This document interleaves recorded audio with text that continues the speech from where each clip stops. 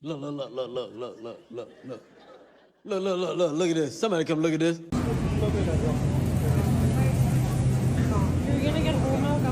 I need all the mothers stock up on baby food, baby formula. Is a perfect example of how fragile America's centralized food systems are. Everyone in New York City is preparing for the winter storms. This is the longest line I've ever seen. Supply chains are disrupted. These foods are the first to go from grocery store shelves. What is up, everyone? Welcome back to the channel. I need you to stop whatever you are doing right now, because what I am about to tell you is not a theory, it is not clickbait, and it is not something happening in some faraway country that does not affect you. This is happening right here, right now, in America, in your city, in your grocery store. And it is moving faster than most people realize. Here's something that is going to sound crazy.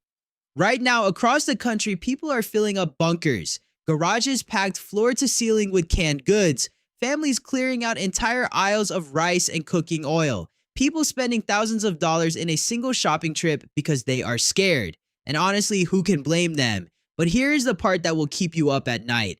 All of that stockpiling, all of that bulk buying, all of those people trying to protect their own families is making the shelves empty for everyone else. The people causing the shortage and the people suffering from it are the exact same people. They just do not know it yet. We are going to get into that in detail in a separate video. But first, you need to understand why people are scared in the first place. Your grocery store shelves are about to have a very bad few months, and most people have absolutely no idea why. Here's the short version. A war started on the other side of the world.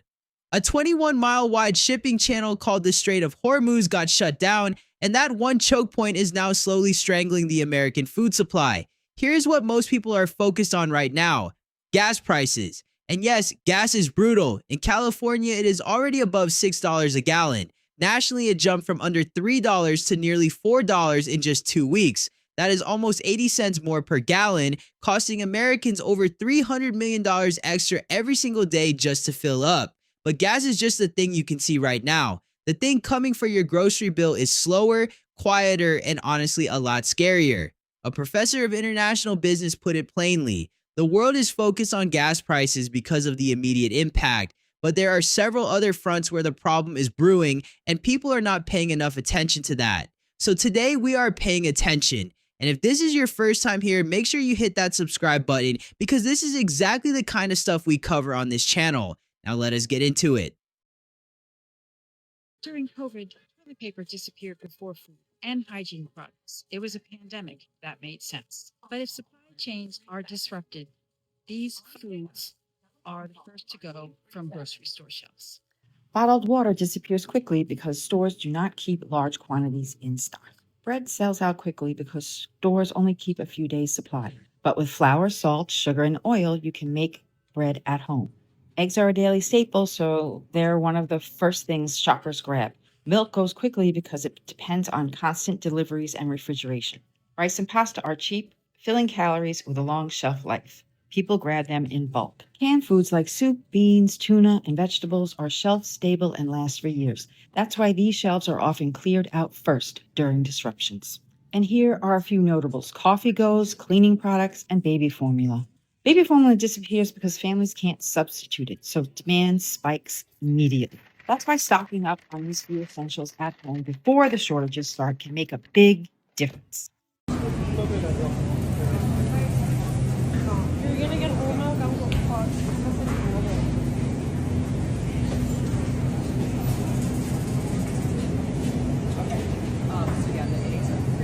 All the mothers stock up on baby food, baby formula.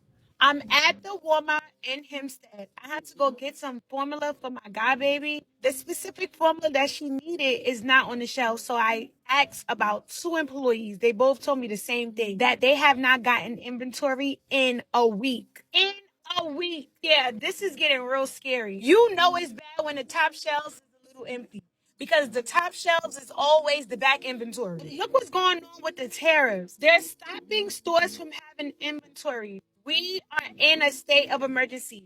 If y'all don't stock up on pet food, on baby food, You're going to suffer.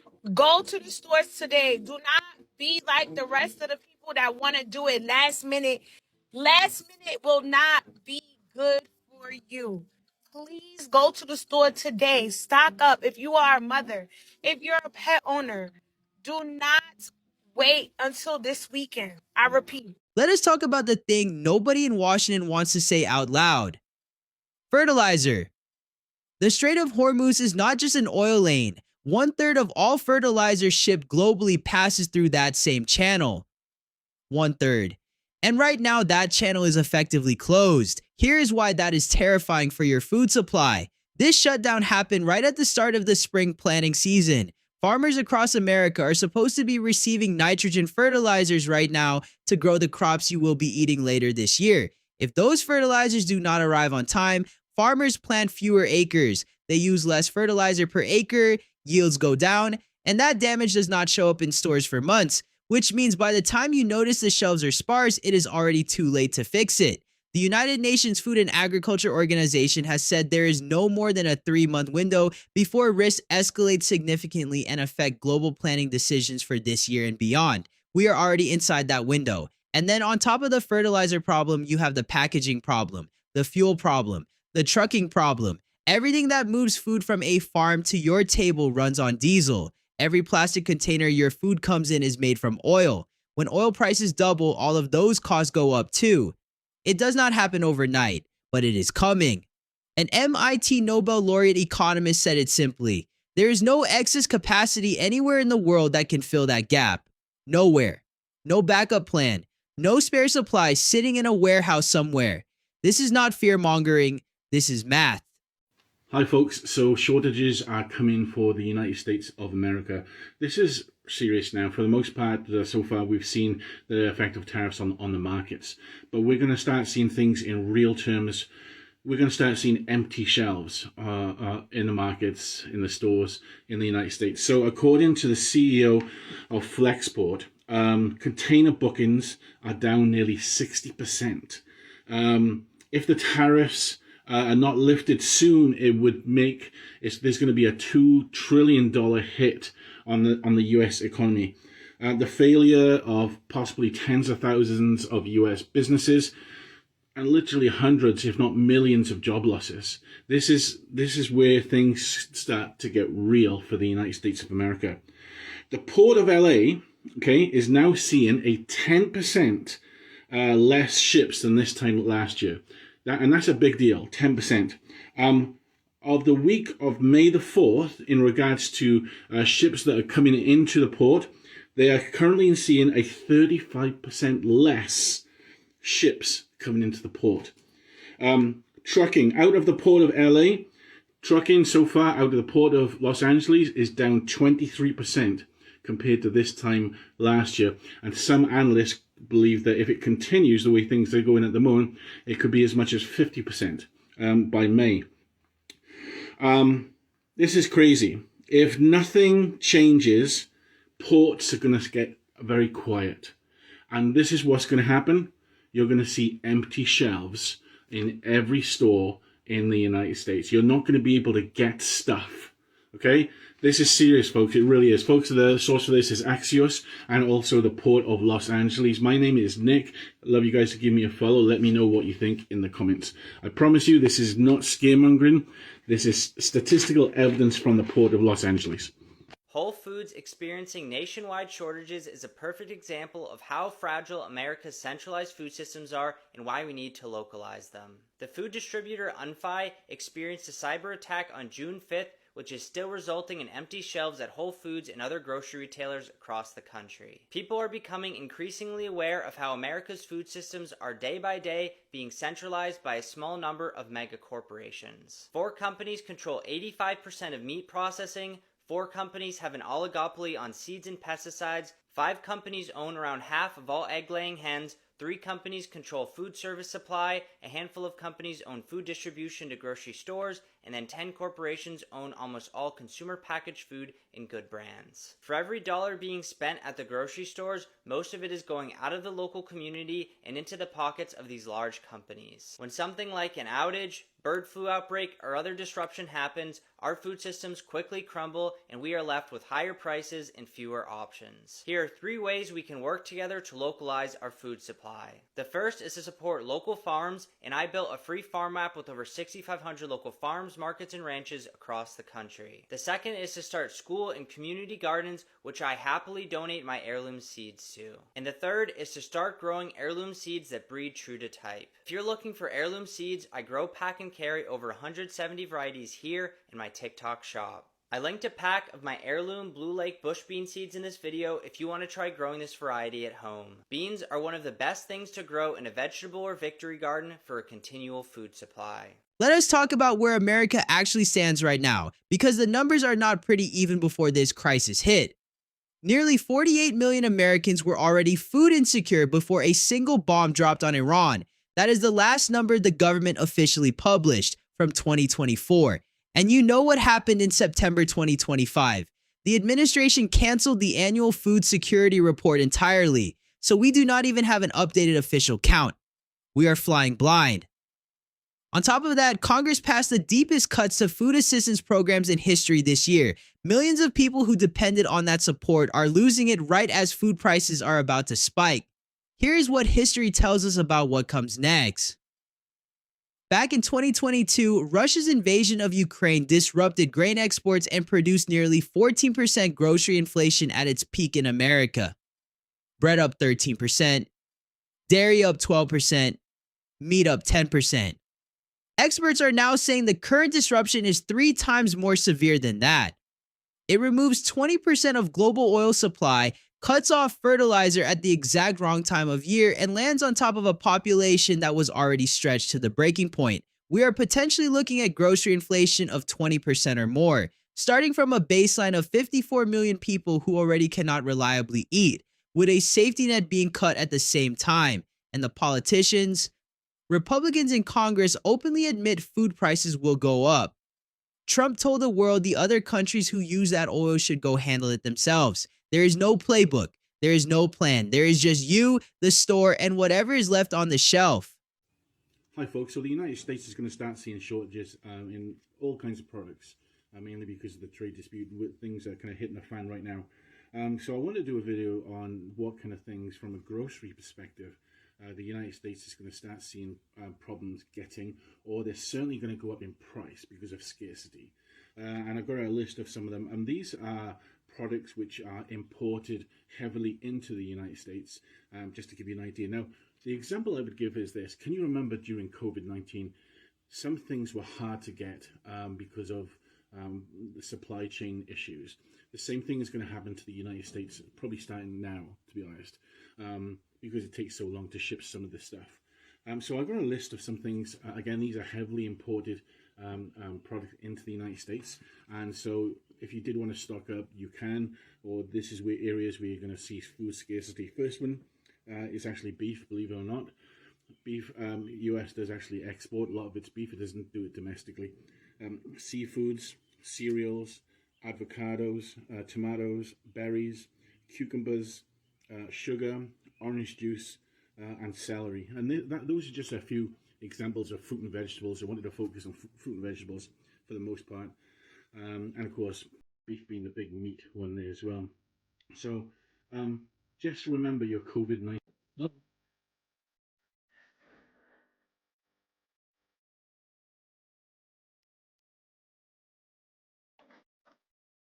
Grizzlies, hi, what's up? What's in your cup? Happy Friday. I'm drinking salted caramel coffee from, I think it's called Bones Coffee. Yummy. Okay, so what we're going to be talking about today is, I know that everybody's focused on the oil, right? Like the oil, that's the only thing that everybody's talking about.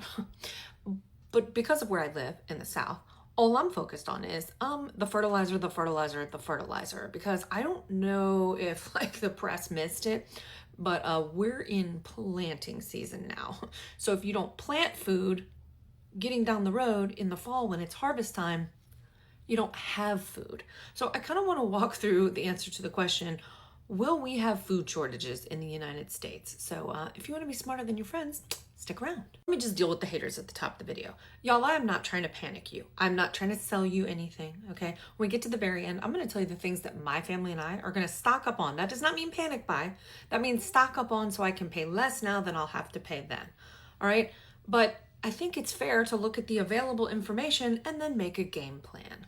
So no doubt you guys have heard, right, that the three things that are not moving through the Strait of Hormuz, well, they're moving for other countries, just not for the United States, okay, are oil, LNG, and fertilizer components. First off, what is fertilizer? Fertilizer, easy, it's food for plants, right? If you put fertilizer on your crops, you get bigger crops, you get bigger yields, okay?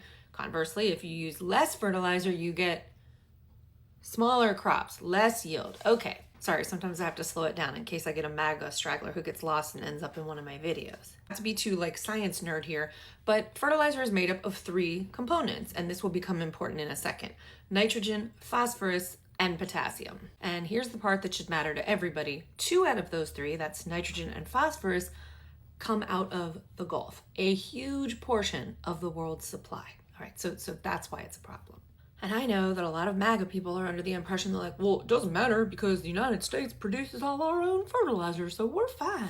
Okay, Billy Bob, please sit down and have another beer, because in fact, that is not the case. Because obviously across the year, right, needs for fertilizer go up and down. It's not a static, it's not a steady line. And obviously in the spring, now, fertilizer needs go up because people are planting crops. So we do produce about 75% in the United States of our finished fertilizer. So if you have 100, if you need 100% and you produce 75, 100 minus 75, MAGA, can you, no, it's not 5, it's 25%. 25 to 30% that we are short in this surge planting season, meaning that's the amount that we import to fill that gap. Anybody in the class want to take a guess where we import the majority of that 1/3 or 25% from? Anybody? Bueller? It's the Gulf. Yes, y'all, I know I'm being a little salty today because it's Friday. Okay, so just deal with it. This isn't just a price issue, right? This is a timing issue, because if that fertilizer does not arrive, which of course it cannot because it is not leaving the strait, then of course you have not only a price issue, but you have a supply issue meeting a planting timeline, so you begin to see the problem. What do farmers do, right? When they have a planting season and they don't have enough fertilizer, well, they have to respond immediately because of the timeline of the planting season. So a lot of them are gonna go, okay, well, I can't plant crops that are heavily nitrogen fertilizer dependent, okay? And those are things like corn, wheat, etc., because they won't be able to get their hands on the necessary fertilizer. So they will plant other crops that do not require that amount of nitrogen fertilizer. This becomes specifically a problem because not only does that mean less bread, pasta, wheat, okay, who eats those products too besides humans? That's right, animals, okay? Cows, chickens, all of them. That's their feedstock, okay? So if we have less of it being planted, then of course you're gonna have less of it being harvested, which means that whatever is coming out, all right, that is harvested and goes into the market, that obviously has to be split up, right, between humans and then feeding animals, because obviously we require meat, dairy, eggs, all of those things. Higher costs, lower supply, disrupts grain production, means higher meat and dairy prices down the road. Now that we understand why this is a problem, let's talk about what we should do about it. This is a great time to mention that a lot of farmers will just go, well, yeah, I'm not going, like I said, they're not going to plant crops that are heavily nitrogen fertilizer dependent, and they'll just plant things instead of corn and wheat, things like soybeans, okay, which use less fertilizer. So that means that not only will you have less corn and wheat, you will also have less food availability of those former kinds, right? Corn, wheat, pasta, in general, because some farmers will simply not plant those. Okay, so if you're sufficiently freaked out now, which you shouldn't be. I mean, look, it's important to understand the situation so you can plan for yourself and your family, and that's exactly what we're doing here. So again, you know, to any haters that are still here, it's not my attempt to freak anybody out. It's also not my intention to make sure that the people that are smart enough to watch this channel go without, right? So we're just making a game plan here. That's all we're doing. We're not panic buying and going and, you know, buying up entire aisles at the grocery store. That's not what we're doing. What are the things that we can likely anticipate a price increase for, right?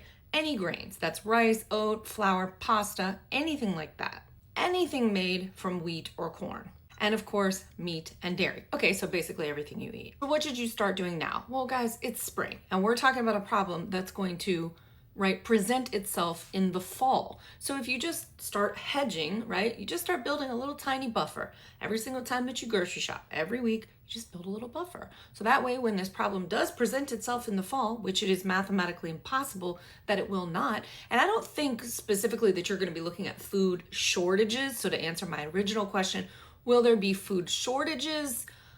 I think you can see some sort of spot reduction in certain places, but I think you're going to see huge price increases because, of course, reduced supply means what?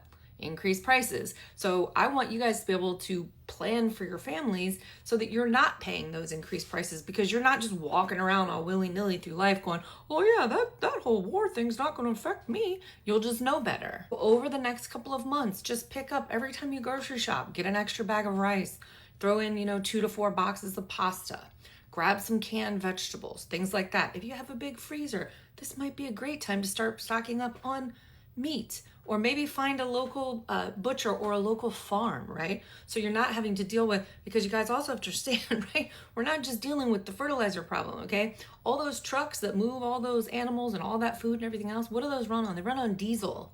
All right, so all of their input costs are going to go up. As time goes on, right, this problem, it does not look like it's going to resolve itself anytime soon. So all of those things are simply going to become more expensive. So what you're doing is you're just trying to get ahead of it. The whole takeaway of this video is that obviously you have to pay attention to what's happening in the whole globe, right? Because I know America likes to pretend that like we're just, we're like an island unto ourselves or whatever, but what's happening down there is impacting growing season, because it's not like they knew, oh, well, we need to produce or acquire, I'm talking about the United States, an extra 25% to hedge against this war, because of course it wasn't even planned. So now they find themselves in planting season, right? All these farmers, and they're fighting with the rest of the world for the available finished fertilizer. So you see the problem. All right, if you guys found this helpful and you want to share it with a friend so that they can begin to prepare for themselves and their family, share it with a friend. If you're on YouTube, in a second you're going to see a video come up. Go watch it if you want. Spend a little extra time. I really wanted to make this video because despite what Donald Trump says, I genuinely do not believe that this war is going away anytime soon. So I think it's better that we all just plan, make smart decisions, and protect our families. So anyway, share this with a friend. Remember, guys, stay informed out there. Bye. Let's go to Costco for a doomsday prepping with 2 kids.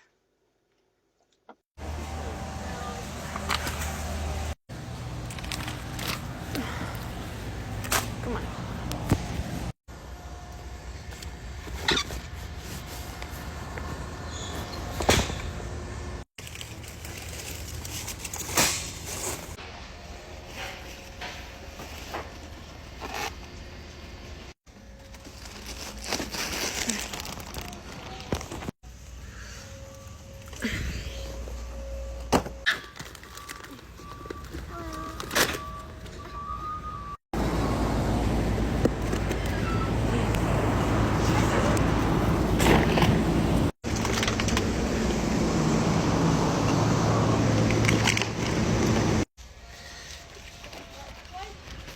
Mm-hmm.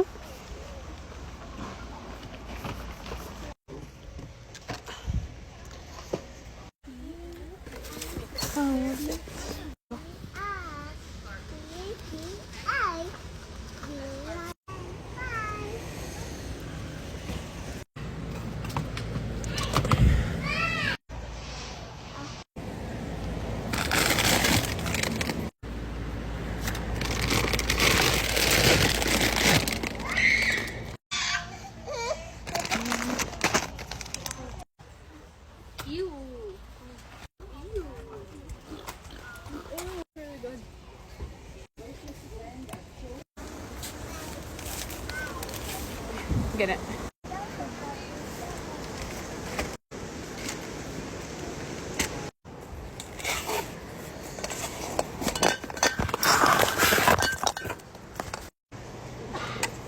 Okay, I heard this one was good.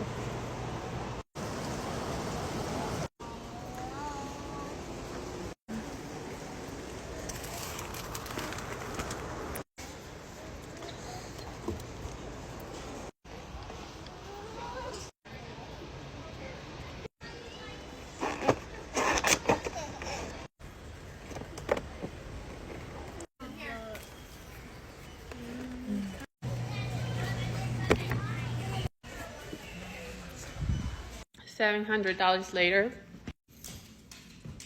But the most important thing to get through all of this, like I did through COVID, I bought shelf-stable items like flour, sugar, rice, because I'm probably going to be making my own bread, and beans, tomatoes, and then other things that we were out of, but I just bought what we needed to. So it looks like a lot, but I just bought some extra stuff from what we usually buy.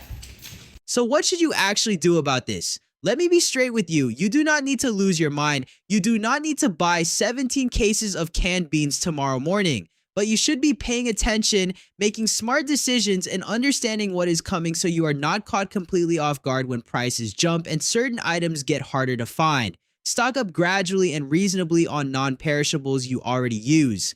Rice, pasta, canned goods, cooking oils. Not because the world is ending, but because buying them now at today's prices is just smarter than buying them in 3 months at much higher prices. That is not panic. That is planning. Be aware of what is likely to get hit hardest first. Anything that relies heavily on transportation costs, plastics, or imported ingredients. Think packaged goods, processed foods, cooking oils, and anything that comes in plastic packaging. And watch your local store. Shelves do not go empty all at once. They thin out gradually in specific categories. If you start noticing that the same spots keep not getting restocked, that is your early signal. Now, speaking of people stocking up, I want to leave you with this thought because there is a next part of this story that we need to talk about in a separate video. Because right now, nearly half of Americans surveyed say they are already buying certain things in bulk, expecting prices to rise. And that decision, while it makes sense for each individual person, is actually making the problem significantly worse for everyone else. There is a very dark pattern unfolding where the people most worried about shortages are accidentally creating the very shortages they are afraid of. People stockpiling in bunkers, families clearing out entire store sections, and a just-in-time supply system that has zero ability to handle a sudden demand surge. In our next video, we are going to break down exactly how that spiral works, who it actually hurts, and what the end of that road looks like if it keeps going. Trust me, you do not want to miss it. Drop a comment below telling me if you have already noticed anything unusual at your local store. I will see you in the next one.